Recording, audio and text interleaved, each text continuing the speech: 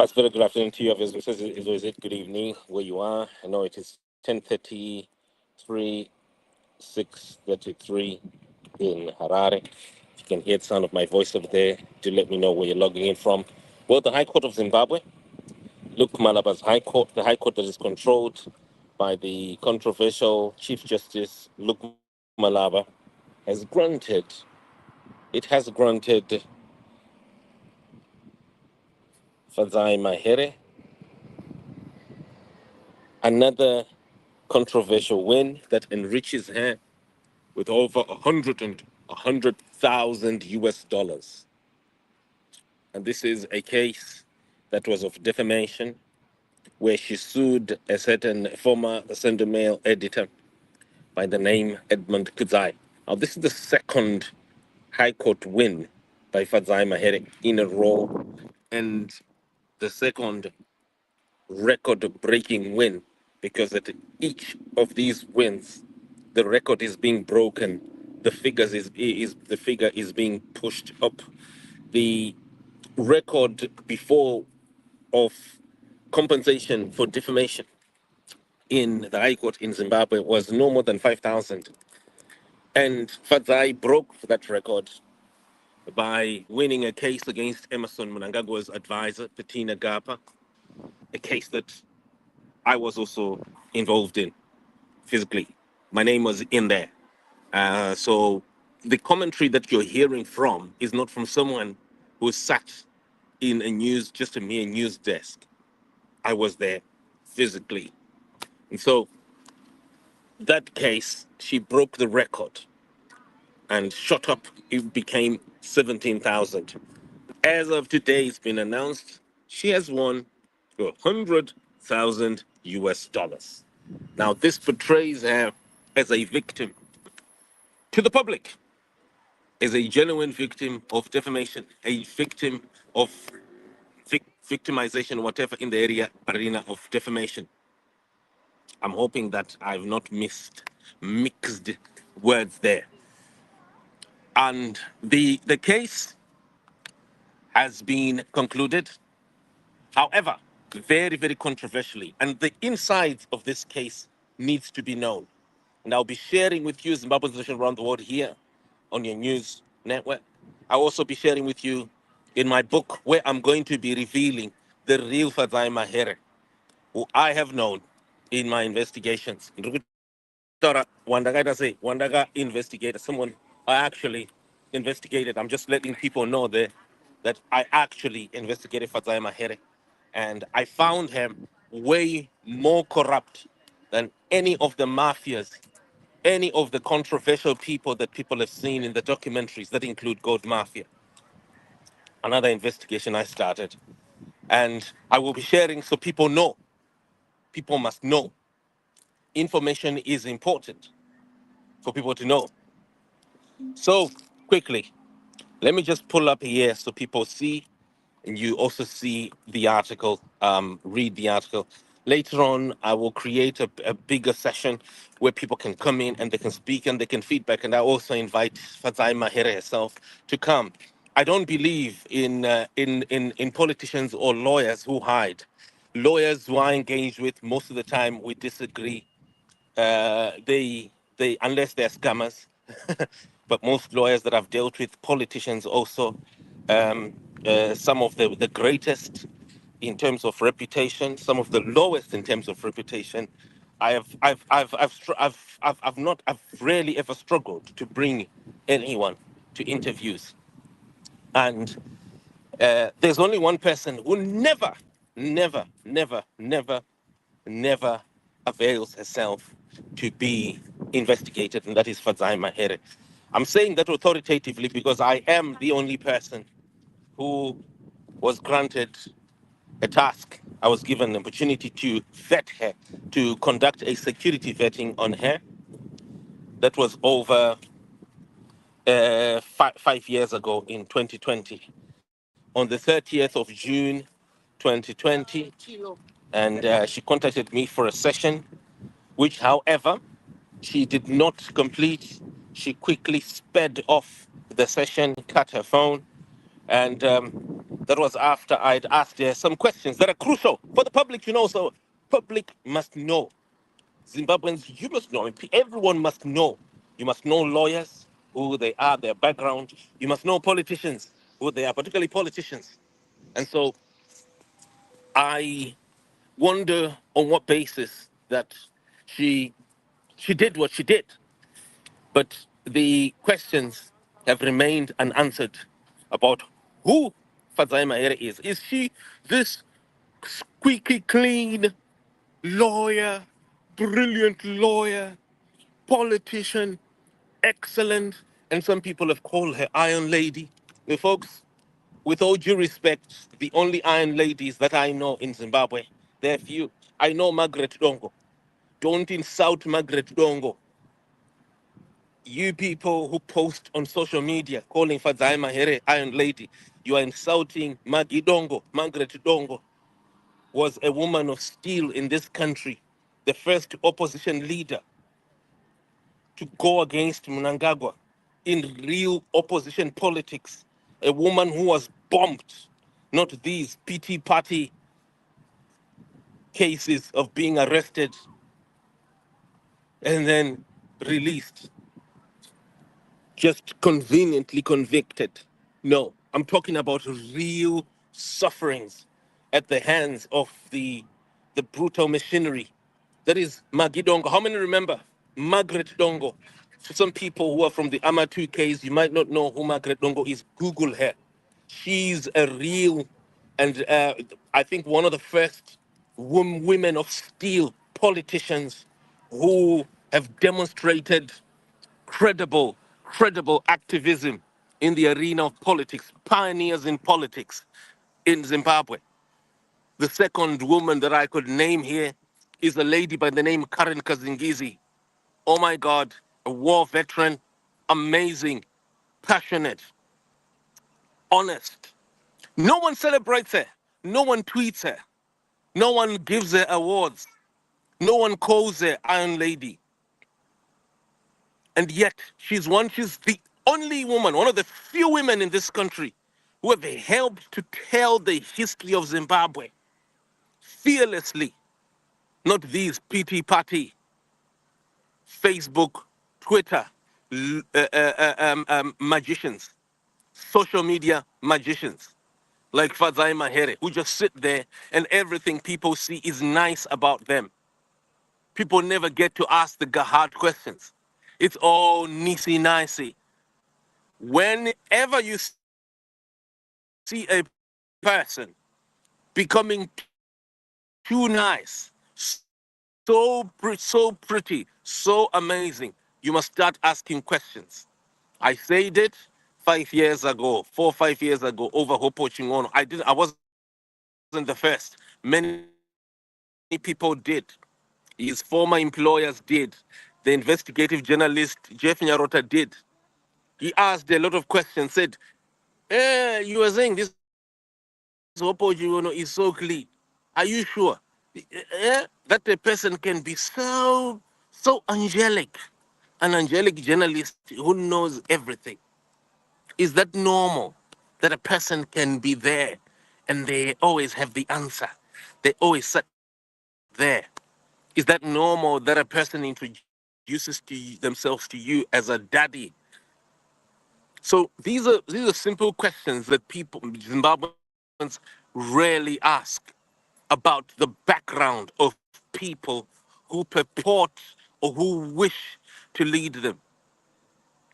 So Fadzai Mahere is not in the league of Karen Kazingizi, of Maggie Dongo. Do not insult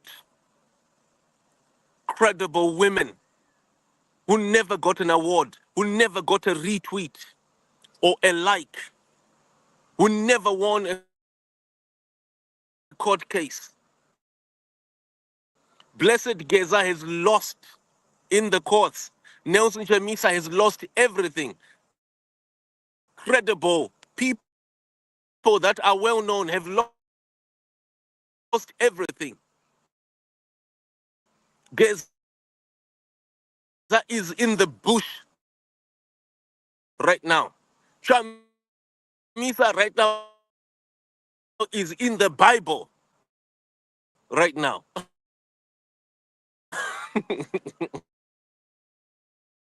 Chamisa akatizira Bible. Geza akatizira mubush.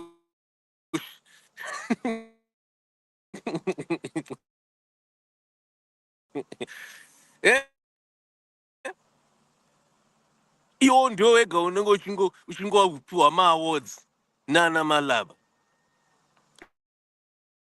Munhu one ndiye anenge achingopiwa ma-awards. And you folks are telling me, Munhu one,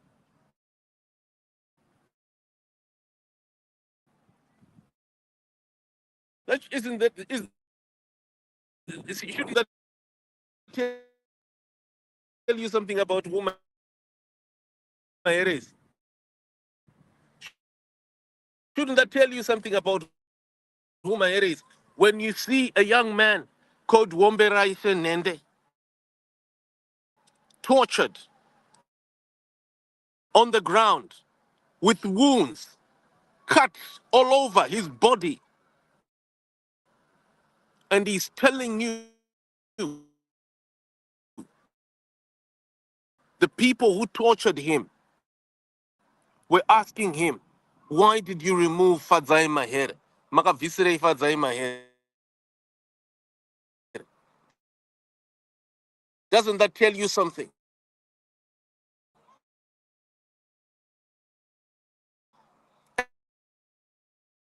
At a time when she has evaded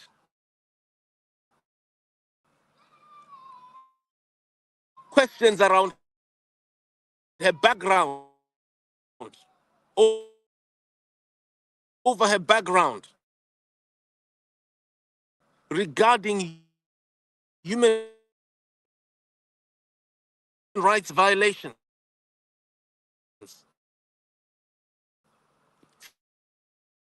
for over 4 years, 5 years, in fact. She has evaded those questions. And then you see years later,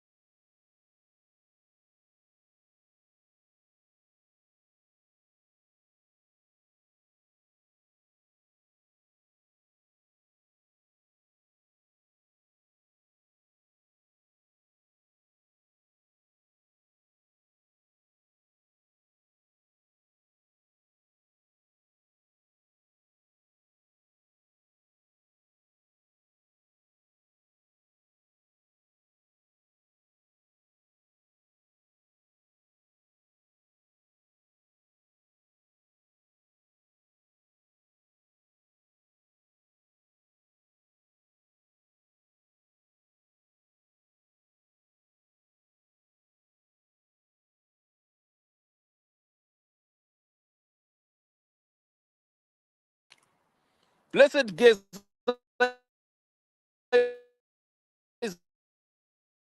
only one person is winning.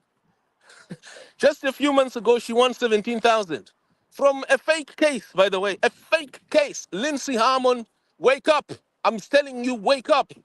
You're not hearing from a mere journalist, you're hearing from a witness.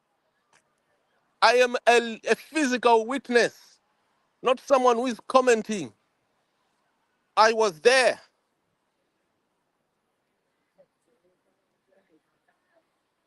not on the internet. I was there. I've got the documents. I've got the facts. Wake up. How does one person keep winning? One person keep winning all this money from the same corrupt courts that are run by Luke Malaba. And you folks keep clapping hands for her. You're calling her an iron lady and you don't ask her questions to explain.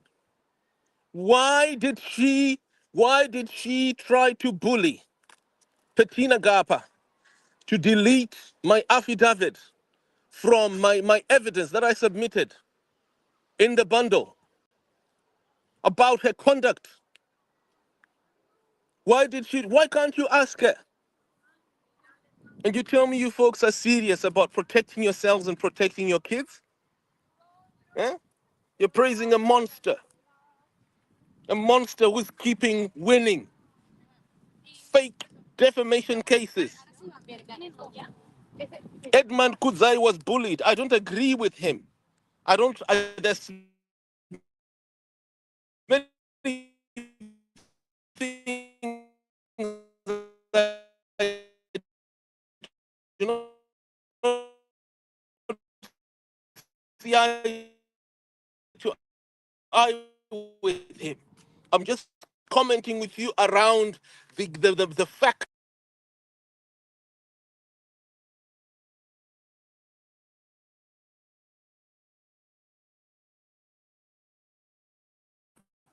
he was bullied.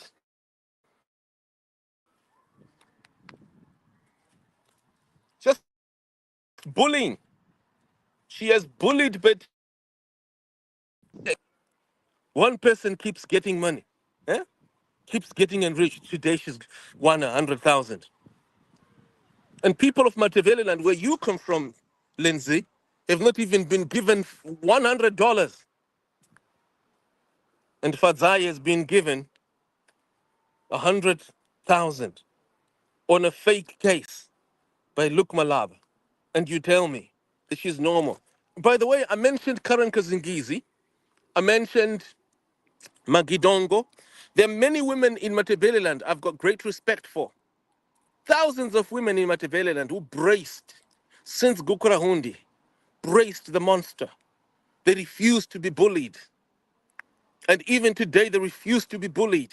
They refuse to worship Mnangagwa.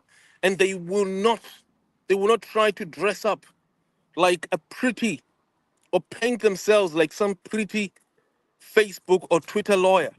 No. Or use the courts to lie that they have won their way into the University of Zimbabwe, the way Fadzai Mahere was. No, these are women of credibility, women who love the truth.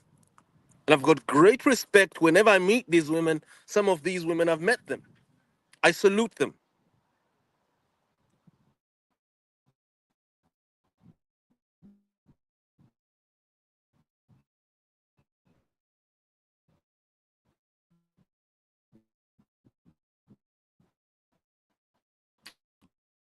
I wipe their feet,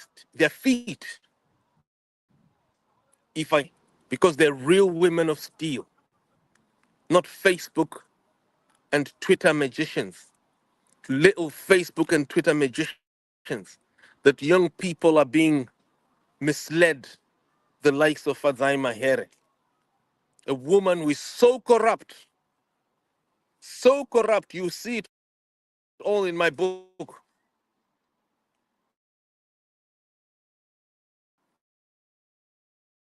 No remorse.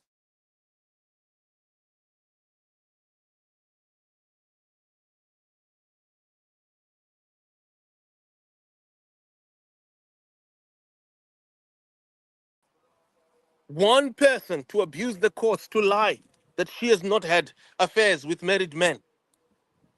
Why are you doing that? The evidence is there. She's abusing the courts to lie, to falsify the truth. Hear me, Zimbabweans, I've investigated this. I've got the paperwork to show I've got the evidence.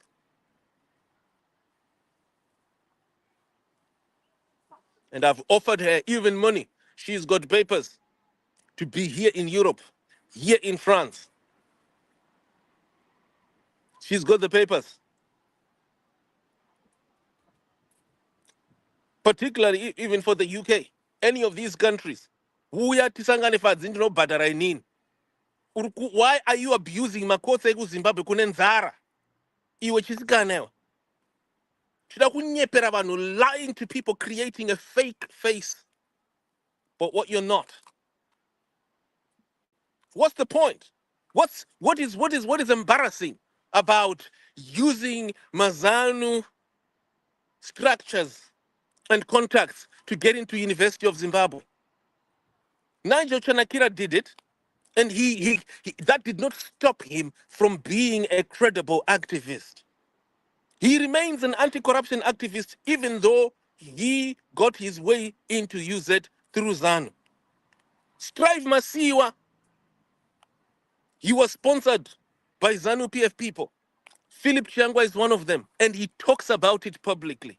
Morgan Changirai was sponsored by ZANU, but that did not stop him from being a credible leader of democracy. So many people. Why do you, Geza Mahere, abuse the courts to lie? And why did you harass those 8 men, when you were trying to evade responsibility? Fadzai, what my Jeremiah did, what my Jeremiah is being accused of doing, Fadzai has done 8 times that. On social media, falsely accused, falsely defamed, harassed 8 men, only to delete the post, the same way that Machakaira has done it. Unfortunately, people don't read these things. They can't see them. The only difference between Fadzai and my Jeremiah is that just that she's got a Borodel Rhodesian accent. That's all. And I'm not saying this to put her down, but you must admit that you're also human like other people. Don't try to portray yourself like an angel. Don't abuse the courts of Zimbabwe to make yourself into an angel. We will expose you. And I will. I will produce my book. My book is coming. I will release it to the world to see who you are. And I encourage people to do that as well. People come up and speak. Why should you be muzzled by one little individual from Mount Pleasant who couldn't even win a single ward in her own home suburb in Mount Pleasant? Why should you be intimidated? Do not fear a human being, particularly a little politician's kid from ZANU PF called Geza Mahere. Do not fear. Every person is important. And I'm going to be holding a session also of honoring women. Women who have never been honored. Women who have never been retweeted. I've just mentioned some of them. I've mentioned the Gukra Wundi women. Please, ladies, please, AMA profiles. Let's start profiling. Try and create profiles and send me of women, what they've done. Someone could have done something in the village and no one talked about it. No one screamed about it. We need to celebrate these women, right? We've got women in various places who have never been clapped hands for. All these, bring us these profiles, we'll publish them. We're going to retweet these women. These are the real Iron Ladies, the women who raised against Gukrahundi and during Gukrahundi. Women like Margaret Dongo, women like Karen Kazingizi. These are the women that Zimbabweans you need to uplift. Do not give money to scammers like Geza Mahere. I saw someone even trying to do a GoFundMe. What for? For a scammer. This is little ZANU PF scammer. Do my GoFundMe for women who need the support. Women need to be raised, not a little ZANU PF kid from a family that is tortured thousands of people. People didn't know this. The people were being tortured by Mahere's father. The documents are there. Lost jobs. Teachers. Fatai Mahere's father was even fired by Robert Mugabe, not because of any job issue, but because he was too much of a ZANU-PF rock inside the Ministry of Education. David Coulthard has written about it. You can check in his book. I'll share the pages here. People have suffered. Get the truth. Know the truth. Do not follow little ZANU-PF scammers like Mahere, who's benefiting from NASA money. The people here who worked and they contributed to NASA. Are you one of them? I am one of them. Contributed to NASA. But women at present people are not even benefiting from their contributions. Do you know who's benefiting? Fadzai is part of it. That whole Mufumira scandal, she's in it. Did you know that? That's why you see she'll never talk about that. She'll only talk about or post on social media about what tickles people, what makes people think, oh yeah, she's fighting ZANU-PF. She's fighting ZANU-PF, really. She's a beneficiary of that corrupt money. Money stolen from the poor. The NSSA contributions. Get to know the truth. No, you see someone like that who's a beneficiary of that corrupt money. And some people in the diaspora are making contributions to buy her a cell phone. Eh? To buy her this. Why are you allowing yourself to get scammed by a little ZANU-PF kid who abused her proximity to lawyers and politicians and snaked her way, literally snaked her way into the opposition MDC alliance? Why are you allowing yourself? Unozvitendera izvi zvakapusa kudaro? Huh? Unozvitendera izvi zvakapusa kudaro?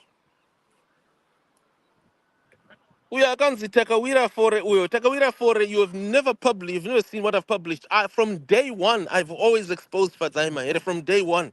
I've never, until, you can check all the records from 2017, when she started manifesting her character. Andina kana one day, randakachinja. You won't know chinja. The same time when I was investigating and exposing gold mafia, I was also exposing Fadzai Mahere. I've done more work exposing Fadzai Mahere than I've done on gold mafia. It's just that you have not been reading. She is a scammer. Go there, waste your money, waste your time, and risk your life giving money to someone who is winning when everyone else is losing. Huh? Everyone else is losing. Chamisa has lost everything. Geza has lost everything. His house was bombed. Money, everything. And he's hiding in the bush somewhere. Chamisa lost everything. I bet you even his shoes, boots, shirts, Chamisa akatorerwa. Now he's hiding where? In a Bible. And only one person keeps winning. And people find it to be normal. People clap for her. Munhu akadaro. Munombera maoko munhu akadai. Eh? Munombera maoko munhu akadai. Hmm? Ndapedza.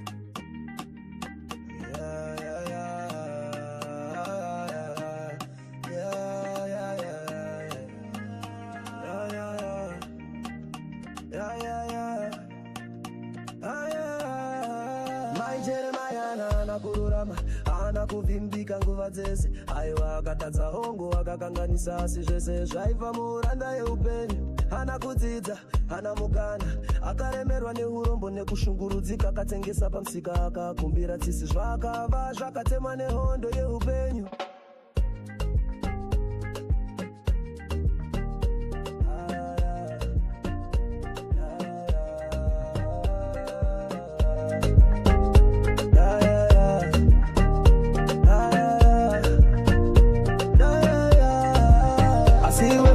mwana wechikoro wakatambirwa mumisha ine simba wakawana mapepa mikana yenyika asi wakashandisa zvese kutsauka pachokwadi inodada nezita unozvirumbidza neruzivo asi chokwadi chaunotiza unhu waunoshora wakatiza vechidiki vawaitungamira wakasarudza kuzvitarisira iwe chete zvikanganiso zvamai jeremaya zvaibva muurombo zvikanganiso zvafadzai zvaibva mukusarudza kusava nehanya zvinhu zviviri asi kusiyana kukuru mumwe akatadza nekuda kweupenyu mumwe nekusava nemoyo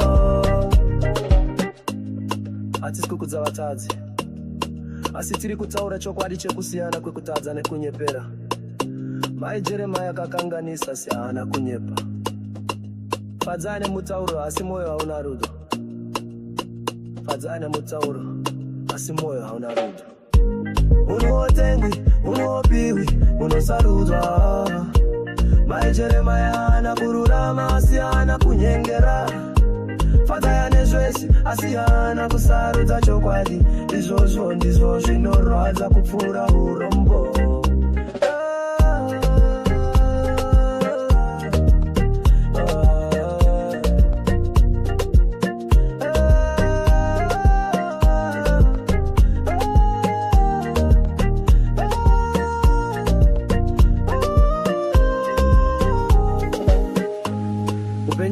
munhu chokwadi chinoratidza zvare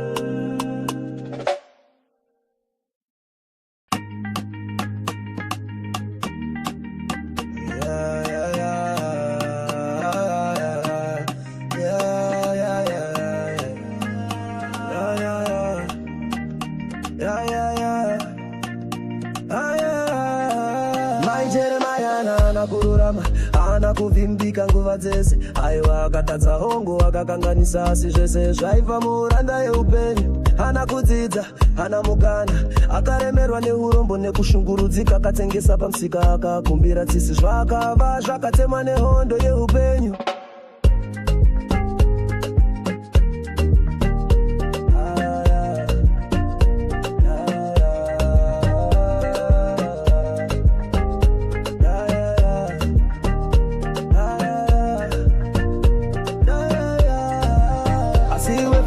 mwana wechikoro wakatambirwa mumisha ine simba wakawana mapepa mikana yenyika asi wakashandisa zvese kutsauka pachokwadi inodada nezita unozvirumbidza neruzivo asi chokwadi chaunotiza unhu waunoshora wakatiza vechidiki vawaitungamira wakasarudza kuzvitarisira iwe chete zvikanganiso zvamai jeremaya zvaibva muurombo zvikanganiso zvafadzai zvaibva mukusarudza kusava nehanya zvinhu zviviri asi kusiyana kukuru mumwe akatadza nekuda kweupenyu mumwe nekusava nemoyo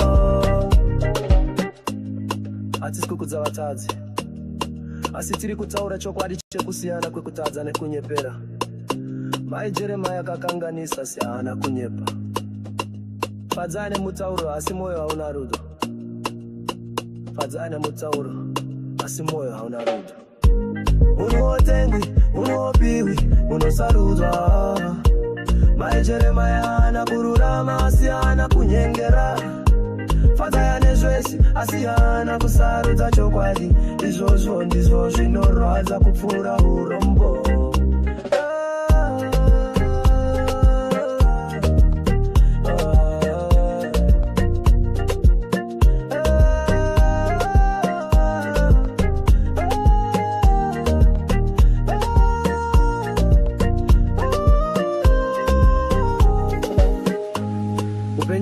munhu chokwadi chinoratidza zvare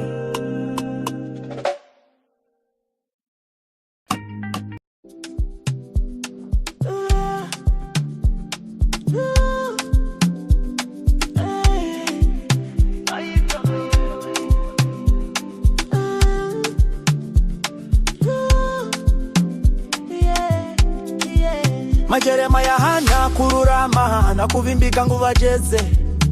Ayewa akatadza hongu akakanganisa sizweze zwaiva muhuro ndaye upenyu. Anakudzidza, anamukana akaremerwa nehurombo nekushungurudzika. Akatengesa pamsika akakumbira tsitsizva akava zvakatemwa nehonda yeupenyu. Asi iwe Fatai mwana wechikoro wakatambirwa mumisha ine simba. Wakawana mapepa mikana yenyikasi wakashandisa zvese kutsauka pachokwadi. Unodada nezita unozvirumbidza neruzivo, asi chokwadi chaunotiza hunhu waunoshora. Wakatiza vechidikiva waitungamira wakasarudza kuzvitarisira iwe chete. Zvikanganiso zvamaijeremaya zvaibva muhurombo, zvikanganiso zvaFatai zvaibva mukusarudza kusava nehanya. Zvinhu zviviri asi kusiyana kukuru. Mumwe akatadza nekuda kwehupenyu, mumwe nekusava nemoyo.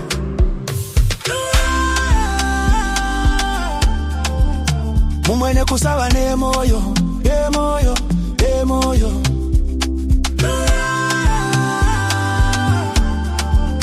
Mumwe nekusava nemoyo, yemoyo, yemoyo.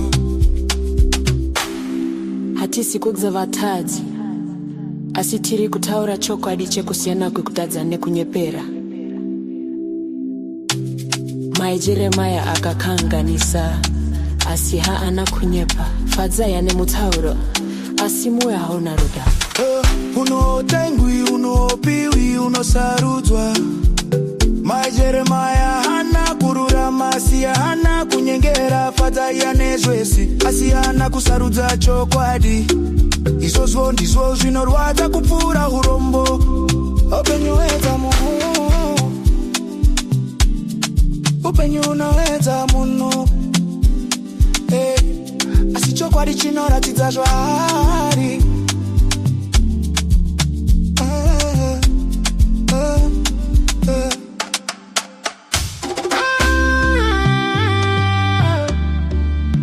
Mumwe nekusava nemoyo, nemoyo, nemoyo.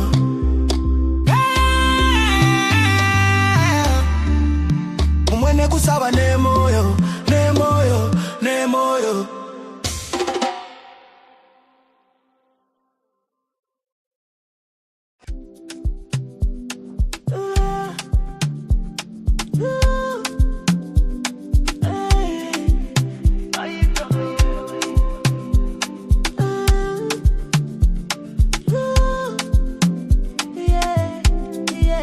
Majeremaya hana kururama na kuvimbika nguva jeze.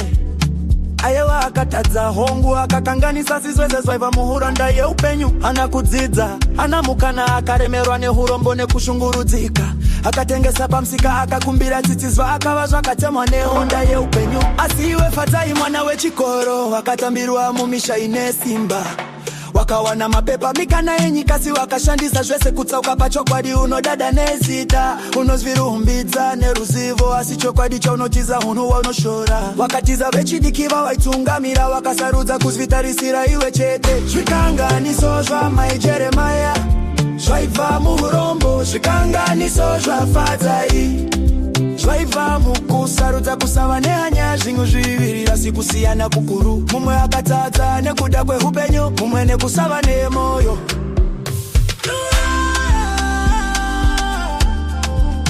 Mumwe nekusava nemoyo, yemoyo, yemoyo.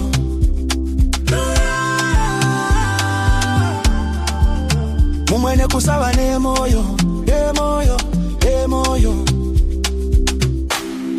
Hatisi kugza vatadzi, asi tiri kutaura chokwadi chekusiyana kwekutadza nekunyepera. Majeremaya akakanganisa, asi haana kunyepa. Fadzai ane mutauro, asi moyo hauna ruda. Unotengwi, unopiwi, unosarudzwa. Majeremaya hana kururama, asi hana kunyengera. Fatai ane zvese, asi hana kusarudza chokwadi. Izvozvo ndizvo zvinorwadza kupfuura hurombo. Upenyu hwedza munhu, upenyu hunoedza munhu. Asi chokwadi chinoratidza zvaari.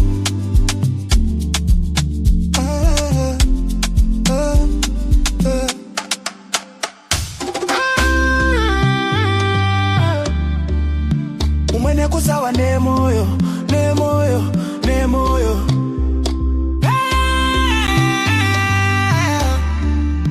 Umwene kusawa nemoyo, nemoyo, nemoyo.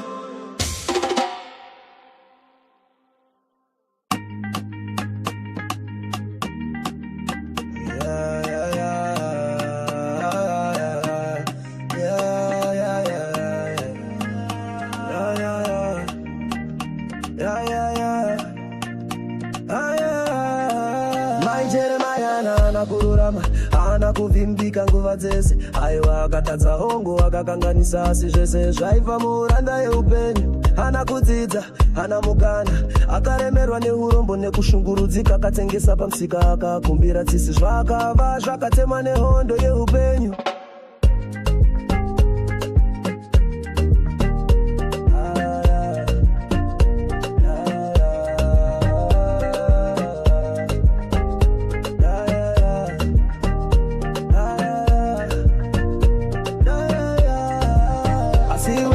Mwana wechikoro wakatambirwa mumisha ine simba wakawana mapepa amikana yenyika asi wakashandisa zvese kutsauka pachokwadi nodada nezita unozvirumbidza neruzivo asi chokwadi chaunotiza unhu waunoshora wakatiza vechidiki vawaitungamira wakasarudza kuzvitarisira iwe chete. Zvikanganiso zvamai Jeremiah zvaiva muurombo, zvikanganiso zvafatai zvaiva mukusarudza kusava nehanya zvinhu zviviri asi kusiyana kukuru mumwe akatadza nekuda kweupenyu mumwe nekusava nemoyo.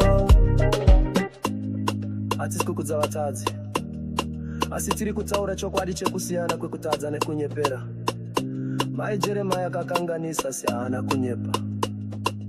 Fadzai nemutauro asi moyo hauna rudo. Fadzai nemutauro asi moyo hauna rudo. Unotengwi, unopiwi, unosarudzwa. Mai Jeremiah hana kururama asi hana kunyengera. Fadzai nezvese asi hana kusarudza chokwadi. Izvozvo ndizvo zvinorwadza kupfuura urombo.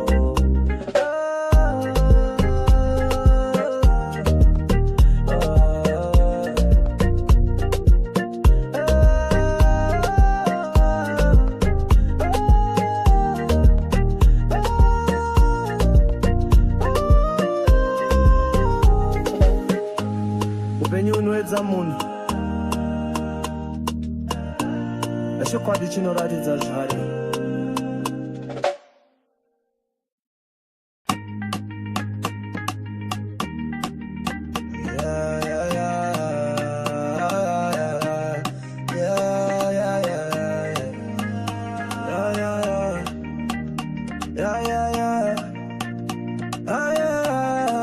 Mai Jeremiah hana kururama hana kuvimbika nguva dzese aiwa akatadza hongo akakanganisa asi zvese zvaiva muuranda yeupenyu. Hana kudzidza hana mukana akaremerwa neurombo nekushungurudzika akatengesa pamusika akakumbira tsisi zvakava zvakatemwa nehondo yeupenyu.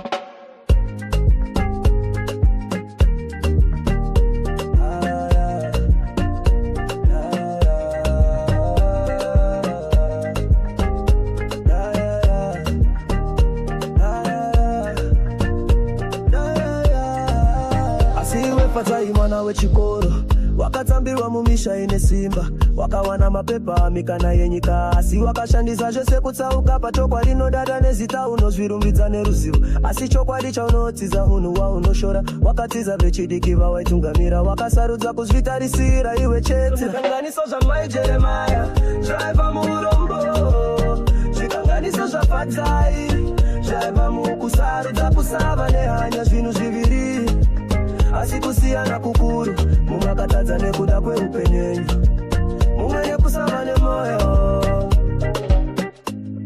Hatisi kukudza vatadzi asi tiri kutaura chokwadi chekusiyana kwekutadza nekunyepera. Mai Jeremiah akakanganisa asi haana kunyepa. Fadzai nemutauro asi moyo hauna rudo. Fadzai nemutauro asi moyo hauna rudo. Unotengwi, unopiwi, unosarudzwa. Mai Jeremiah hana kururama asi hana kunyengera. Fadzai nezvese wese asi haana kusarudza chokwadi. Izvozvo ndizvo zvinorwadza kupfuura urombo.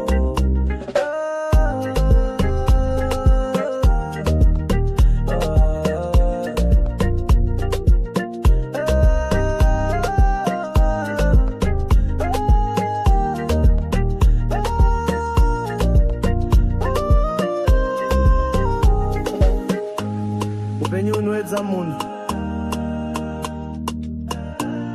chokwadi chinoratidza zvaro.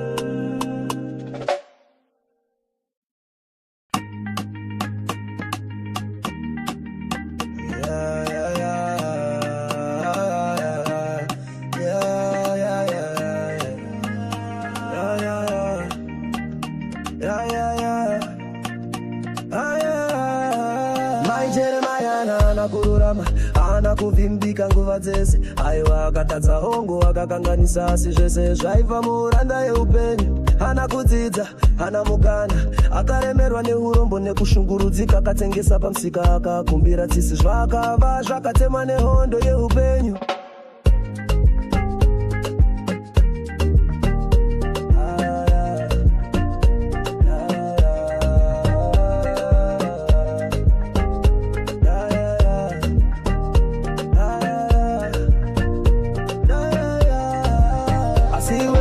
Mwana wechikoro wakatambirwa mumisha ine simba, wakawana mapepa mikana yenyika asi wakashandisa zvese.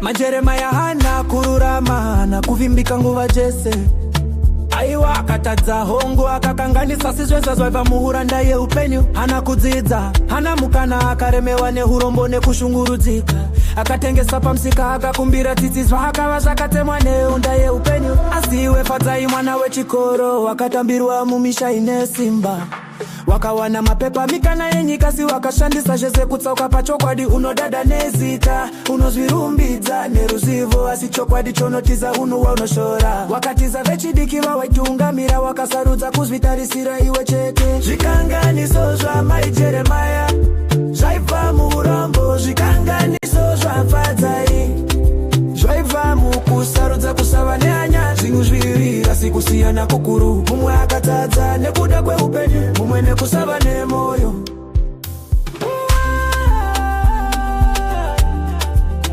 Mumwe nekusava nemoyo, yemoyo, yemoyo.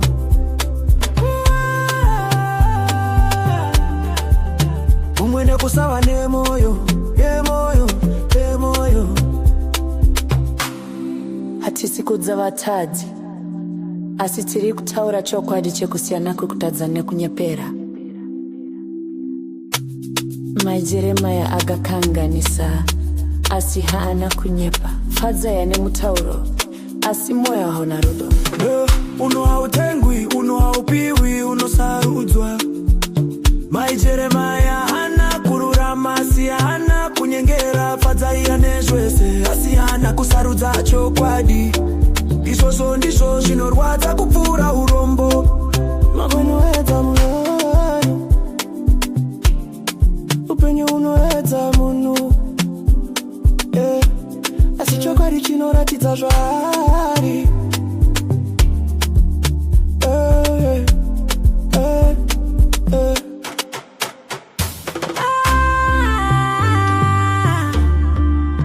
Mumwe nekusava nemoyo, nemoyo, nemoyo.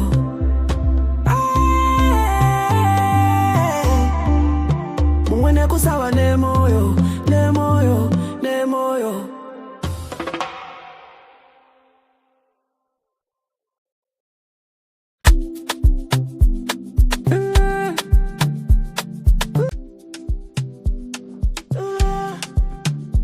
Kenneth Kaunda Mun.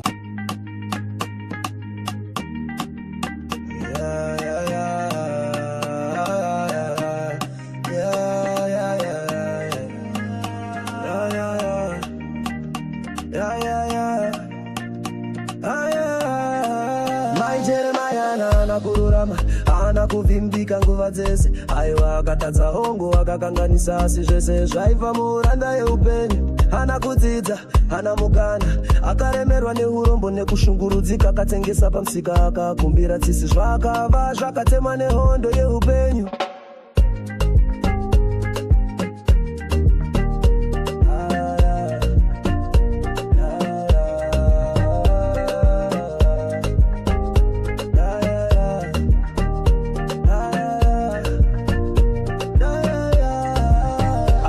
Fadzai mwana wechikoro, wakatambirwa mumisha ine simba, wakawana mapepa mikana yenyika, asi wakashandisa zvese kutsauka pachokwadi nodada nezita unozvirumbidza neruzivo, asi chokwadi chaunotiza unhu waunoshora, wakatiza vechidiki vawaitungamira, wakasarudza kuzvitarisira iwe chete. Zvikanganiso zvamai Jeremiah zvaiva muurombo, zvikanganiso zvafadzai zvaiva mukusarudza kusava nehanya, zvinhu zviviri asi kusiyana kukuru, mumwe akatadza nekuda kweupenyu, mumwe nekusava nemoyo. Hatisi kukudza vatadzi, asi tiri kutaura chokwadi chekusiyana kwekutadza nekunyepera.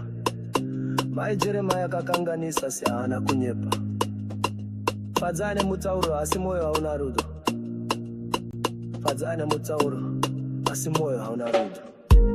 Unotengwi, unopiwi, unosarudzwa. Mai Jeremiah haana kururama, asi haana kunyengera. Fadzai nezvese, asi haana kusarudza chokwadi. Izvozvo ndizvo zvinorwadza kupfuura urombo.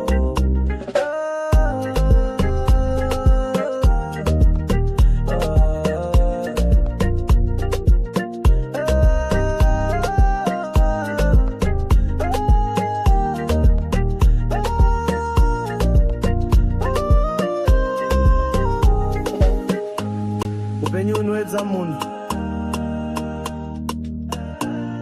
chokwadi chinoratidza zvare.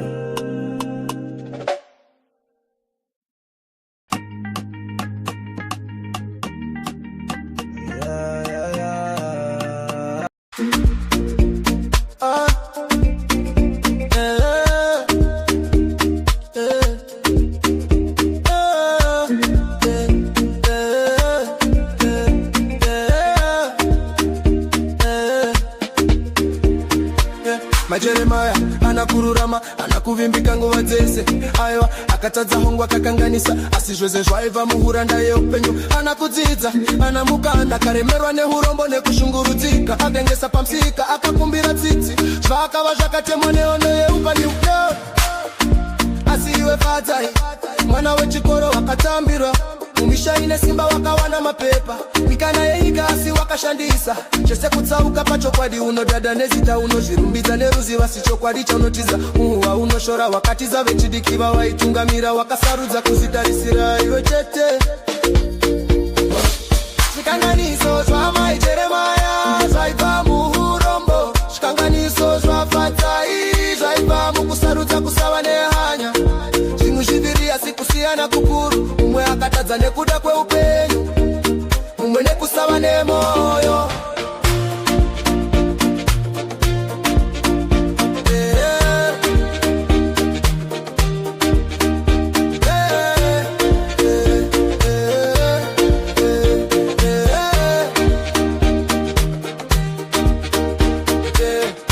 Hatisi kukudza vatadzi, asi tiri kutaura chokwadi chekusiyana kwekutadza nekunyepera.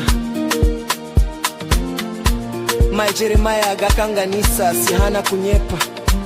Fadzai nemutauro, asi moyo una rudo.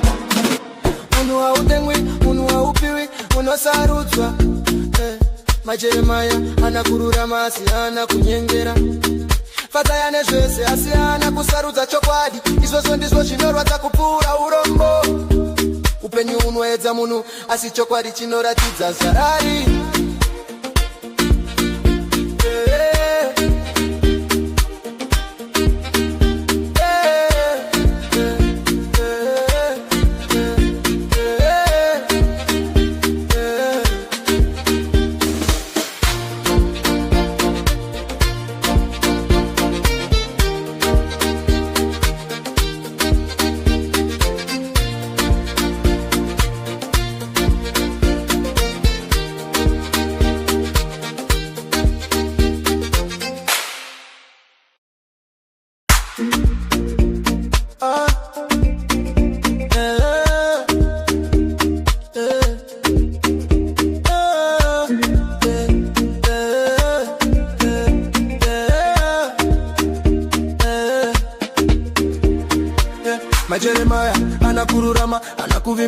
nguva dzese aiwa akatadza hongu akakanganisa asi zvose zvaiva muhuranda yeupenyu ana kudzidza ana mukanda akaremerwa neurombo nekushungurudzika atengesa pamsika akakumbira tsitsi zvakava zvakatemwa nehondo yeupenyu asi iwe fadzai mwana wechikoro wakatambirwa umisha ine simba wakawana mapepa mikana yeika asi wakashandisa chose kutsauka pachokwadi unodada nezita unozvirumbidza neruziva si chokwadi chaunotiza uwa unoshora wakatiza vechidikiva waitungamira wakasarudza kuzvitarisira iwe chete zvikanganiso zvamai Jeremaya zvaibva muurombo zvikanganiso zvafadzai zvaibva mukusarudza kusava nehanya zvinhu zviviri asi kusiyana kukuru umwe akatadza nekuda kweupenyu umwe nekusava nemoyo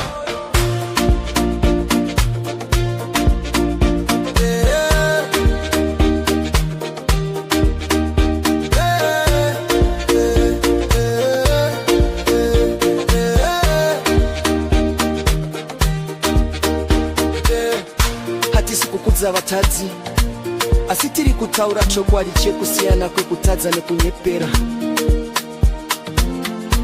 mai Jeremaya akakanganisa asi hana kunyepa fadzaya nemutauro asi moyo una rudo munhu hautengwi munhu haupiwi unosarudzwa mai Jeremaya ana kururama asi hana kunyengera fadzaya nezvese asi hana kusarudza chokwadi izvozvo ndizvo zvinorwadza kupfuura urombo upenyu unoedza munhu asi chokwadi chinoratidza zvarari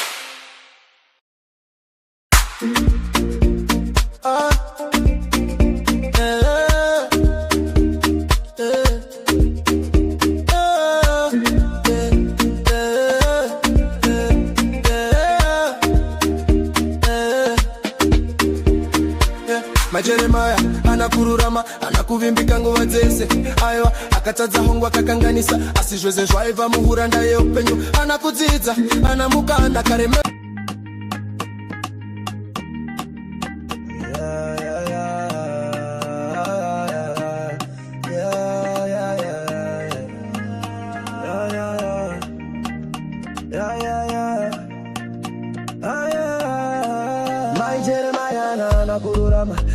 kuvimbika nguva dzese aiwa akatadza hongu akakanganisa asi zvese zvaiva muhuranda yeupenyu hana kudzidza hana mukana akaremerwa neurombo nekushungurudzika akatengesa pamsika akakumbira tsisi zvakava zvakatemwa nehondo yeupenyu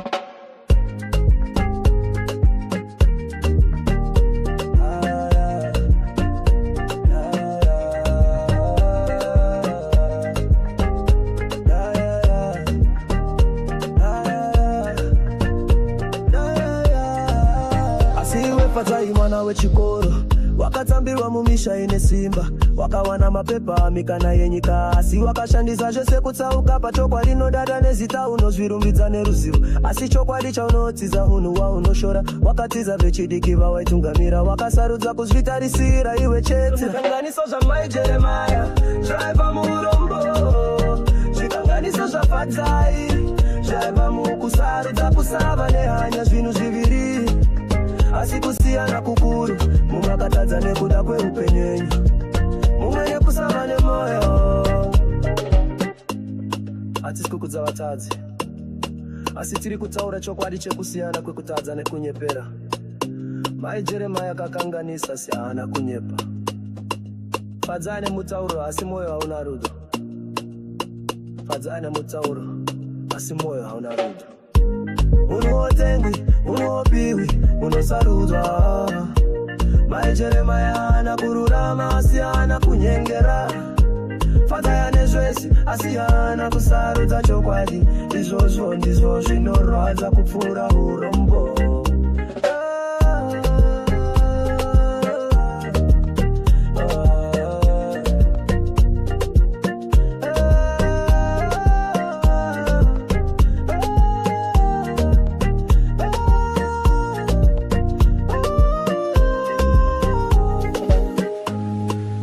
upenyu wedza munhu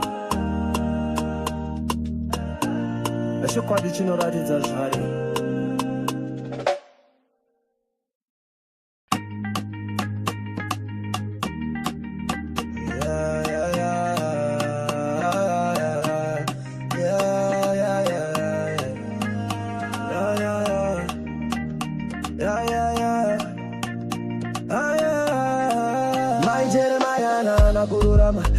Kuvimbika nguva dzese aiwa akatadza hongo akakanganisa asi zvese zvaiva muranda yeupenyu. Hana kudzidza hana mukana akaremerwa neurombo nekushungurudzika akatengesa pamusika akakumbira tsisi zvakava zvakatemwa nehondo yeupenyu.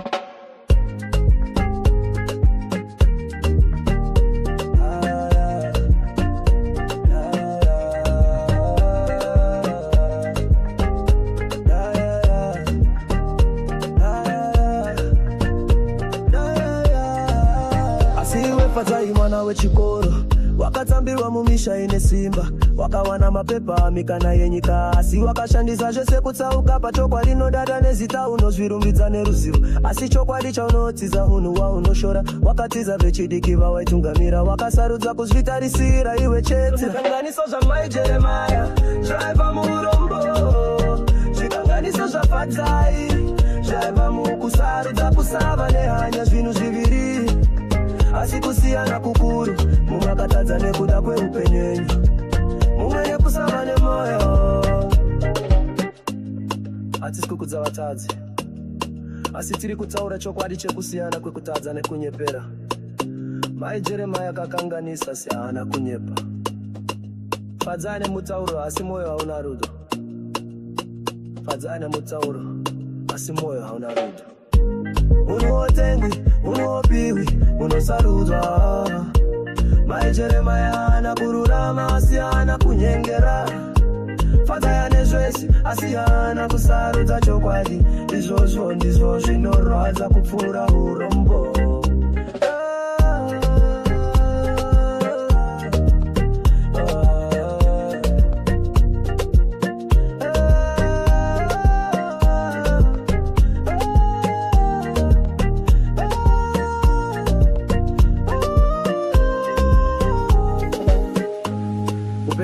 Za munhu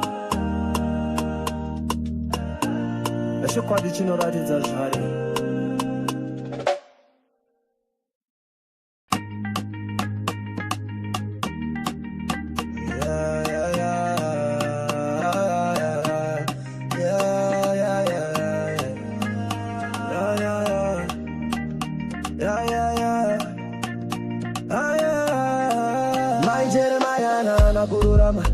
Kuvimbika nguva dzese aiwa akatadza hongo akakanganisa asi zvese zvaiva muranda yeupenyu. Hana kudzidza hana mukana akaremerwa neurombo nekushungurudzika akatengesa pamusika akakumbira tsisi zvakava zvakatemwa nehondo yeupenyu.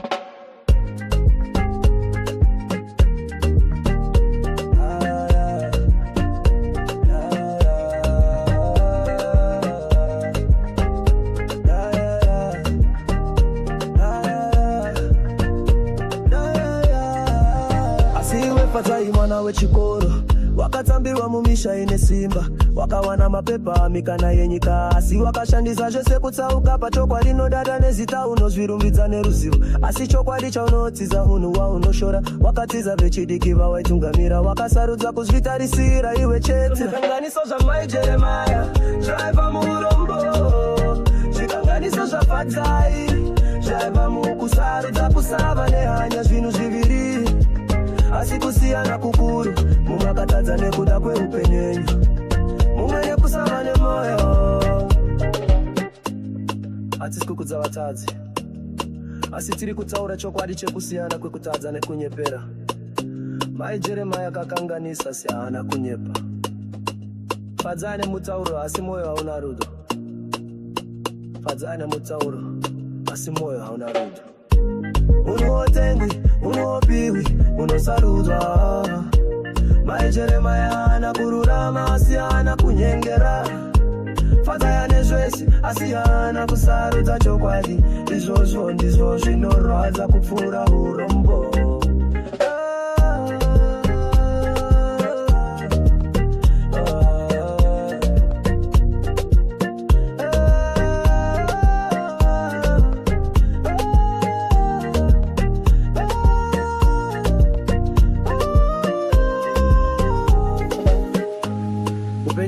unowedza munhu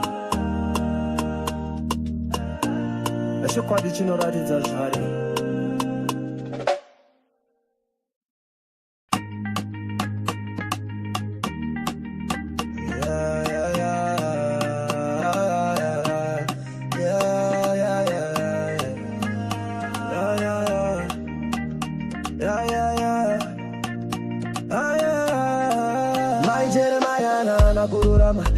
Kuvimbika nguva dzese aiwa akatadza hongo akakanganisa asi zvese zvaibva muuranda yeupenyu. Hana kudzidza hana mukana akaremerwa neurombo nekushungurudzika akatengesa pamusika akakumbira tsisi zvakava zvakatemwa nehondo yeupenyu.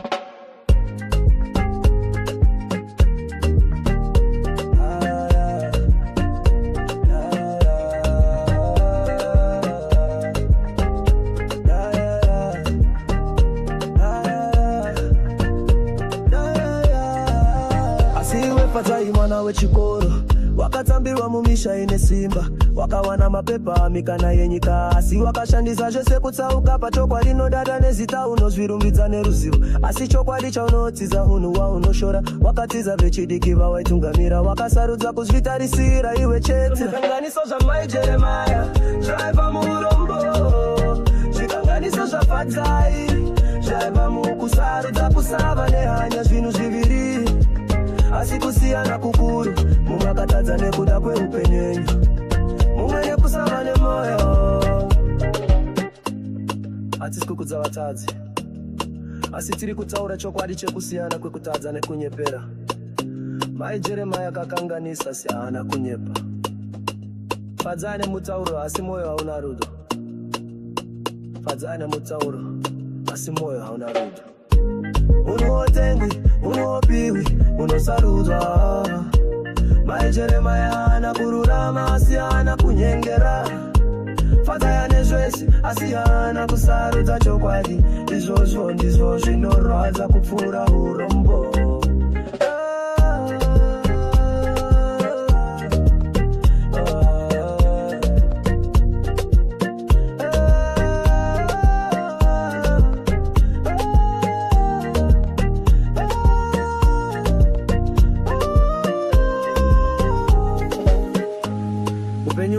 Munhu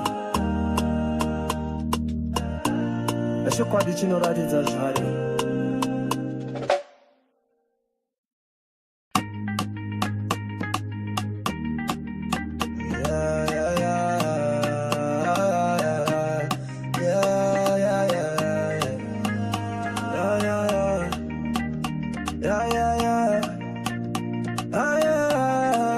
Mai Jeremaya hana kururama hana kuvimbika nguva dzese aiwa akatadza hongo akakanganisa asi zvese zvaibva muuranda yeupenyu. Hana kudzidza hana mukana akaremerwa neurombo nekushungurudzika akatengesa pamusika akakumbira tsisi zvakava zvakatemwa nehondo yeupenyu.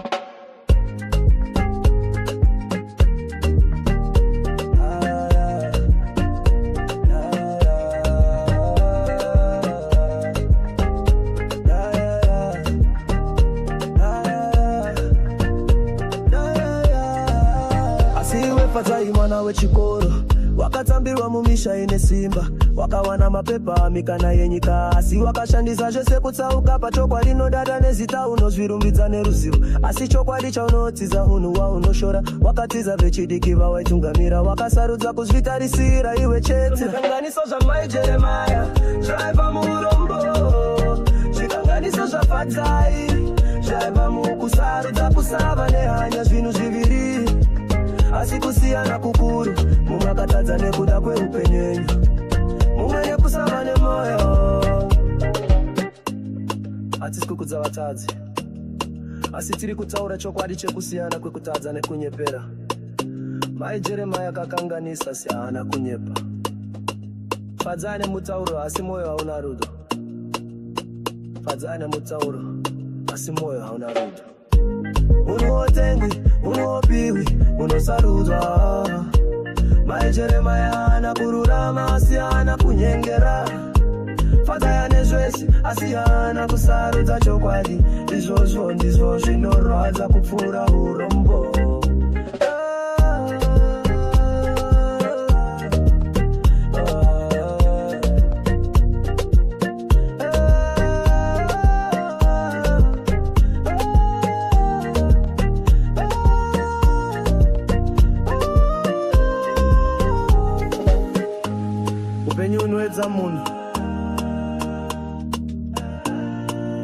chinoratidza zvare.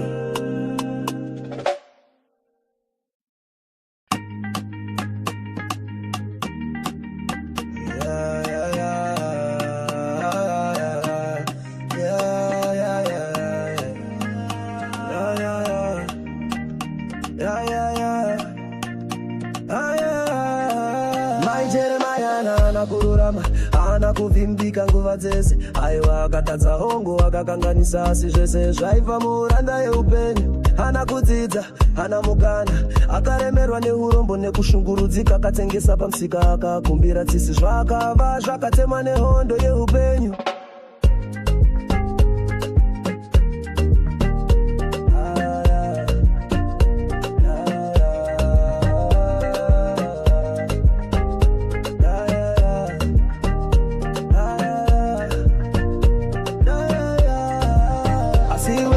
Mwana wechikoro wakatambirwa mumisha ine simba, wakawana mapepa mikana yenyika, asi wakashandisa zvese kutsauka pachokwadi rinodada nezita unozvirumbidza neruzivo, asi chokwadi chaunotsiza unhu waunoshora. Wakatiza vechidiki vawaitungamira, wakasarudza kuzvitarisira iwe chete. Zvikanganiso zvamai zvaiva muurombo, zvikanganiso zvafadzai zvaiva mukusarudza kusava nehanya, zvinhu zviviri asi kusiyana kukuru. Mumwe akatadza nekuda kweupenyu, mumwe nekusava nemoyo. Hatisi kukudza vatadzi, asi tiri kutaura chokwadi chekusiyana kwekutadza nekunyepera. Mai Jeremiah akakanganisa asi haana kunyepa. Fadzai nemutauro asi moyo hauna rudo. Fadzai nemutauro asi moyo hauna rudo. Unotengwi, unopiwi, unosarudzwa. Mai Jeremiah hana kururama asi hana kunyengera. Fadzai nezvese asi hana kusarudza chokwadi, izvozvo ndizvo zvinorwadza kupfuura urombo.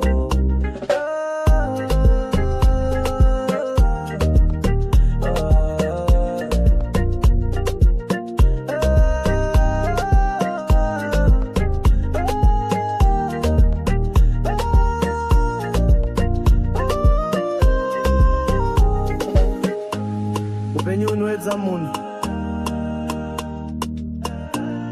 chokwadi chinoratidza zvare.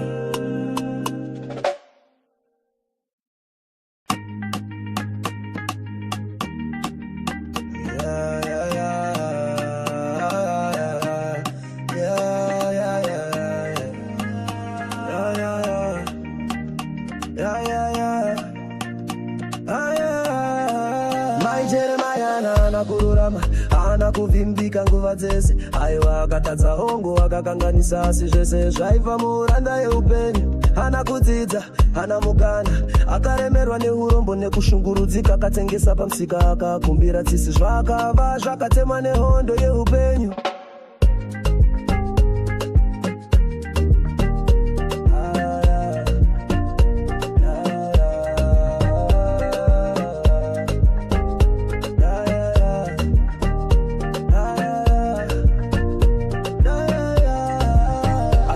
Fadzai mwana wechikoro wakatambirwa mumisha ine simba, wakawana mapepa mikana yenyika, asi wakashandisa zvese kutsauka pachokwadi rinodada nezita unozvirumbidza neruzivo, asi chokwadi chaunotsiza unhu waunoshora. Wakatiza vechidiki vawaitungamira, wakasarudza kuzvitarisira iwe chete. Zvikanganiso zvamai Jeremiah zvaiva muurombo, zvikanganiso zvafadzai zvaiva mukusarudza kusava nehanya, zvinhu zviviri asi kusiyana kukuru. Mumwe akatadza nekuda kweupenyu, mumwe nekusava nemoyo. Hatisi kukudza vatadzi, asi tiri kutaura chokwadi chekusiyana kwekutadza nekunyepera. Mai Jeremiah akakanganisa asi haana kunyepa. Fadzai nemutauro asi moyo hauna rudo. Fadzai nemutauro asi moyo hauna rudo. Unotengwi, unopiwi, unosarudzwa. Mai Jeremiah hana kururama asi hana kunyengera. Fadzai nezvese asi hana kusarudza chokwadi, izvozvo ndizvo zvinorwadza kupfuura urombo.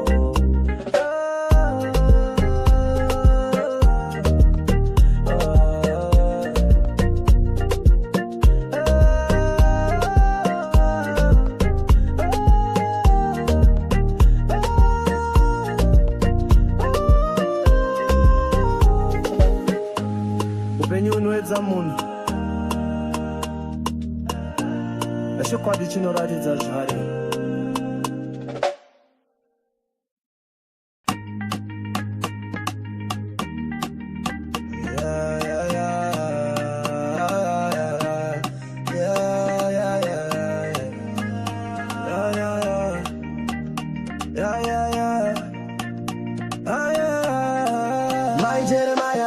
Kururama ana kuvimbika nguva dzese, aiwa akatadza hongo akakanganisa asi zvese zvaiva muranda yeupenyu. Hana kudzidza hana mukana, akaremerwa neurombo nekushungurudzika, akatengesa pamusika akakumbira tsisi, zvakava zvakatemwa nehondo yeupenyu.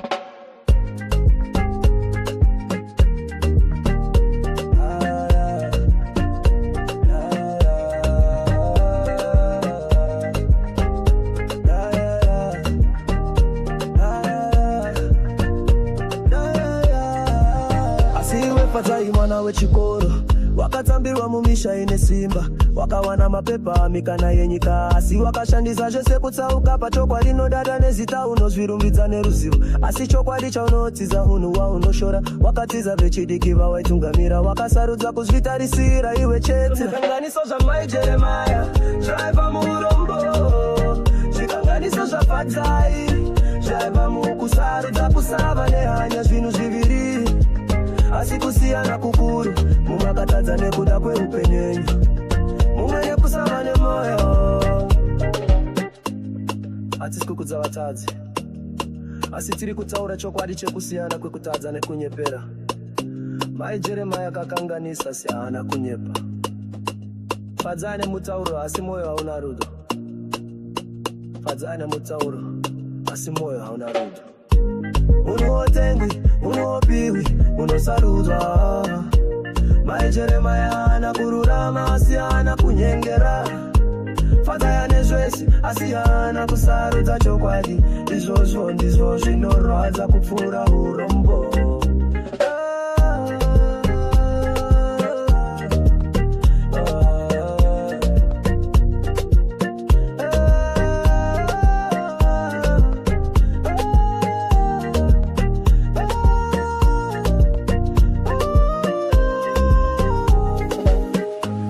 Upenyu unoedza munhu, chokwadi chinoratidza zvare.